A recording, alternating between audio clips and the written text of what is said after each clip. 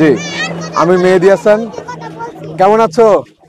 একটু কথা বলি, একটা মিনিট, তাহলে ফুল নিব তোমার থেকে, ঠিক আছে? ফুল নিব তোমার থেকে, ফুল নিব আমি, ভাইয়া ফুল নিব। একটু কথা বলার সুযোগ দাও, ঠিক আছে? আচ্ছা, আমি আপু আপনার জন্য হলুদ ফুল। আপু, ভাইয়াদের লাল ফুল দেওয়া যায়, কোনো সমস্যা নেই, ঠিক আছে? তুমি নিও আমার থেকে। ভাইয়া সরি আপু, দুঃখিত। জি আপু, আসসালামু আলাইকুম। আমি আন্তর্জাতিক সম্পাদক পদপ্রার্থী মেহেদী হাসান। আপু, মেহেদী হাসান, দোয়া রাখবেন। ভাইয়া কেমন আছো? আমরা আসতেছি, ভোট চাই নাকি? শাকিলের সাথে আছি আমরা, দোয়া রেখো ভাইয়া, ডিপার্টমেন্ট পাশে আছি, ইনশাল্লাহ। ডিপার্টমেন্ট। ইনশাল্লাহ, ঠিক আছে ভাই, দেখা হবে। সেখানে আন্তর্জাতিক সম্পাদক পদপ্রার্থী, রাষ্ট্রবিজ্ঞান বিভাগের 2017-18 সেশন থেকে অনার্স মাস্টার্স কমপ্লিট করে বর্তমানে এমফিল আছি।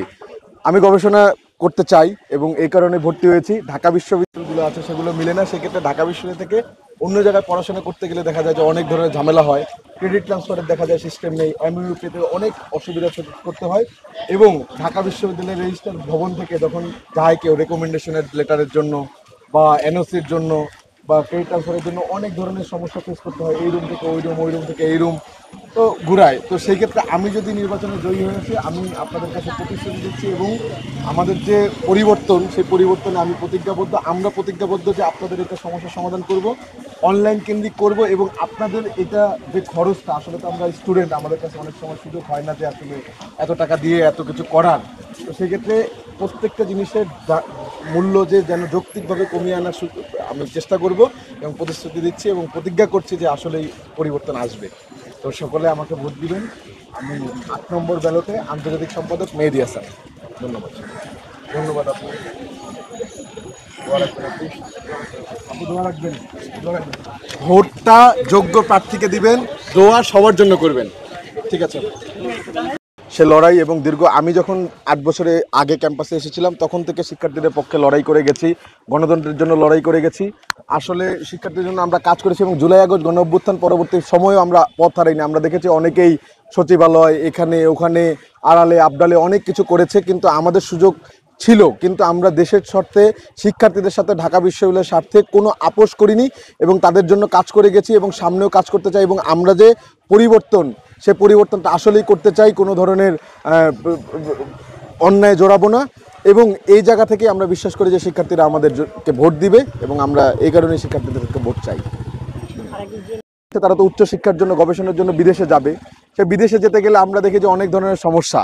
কী ধরনের সমস্যা? আমাদের দেখা যায় শিক্ষা মডিউল মিলে না, বিদেশে গেলে আমাদের স্কেডিউলের সাথে মিলে না।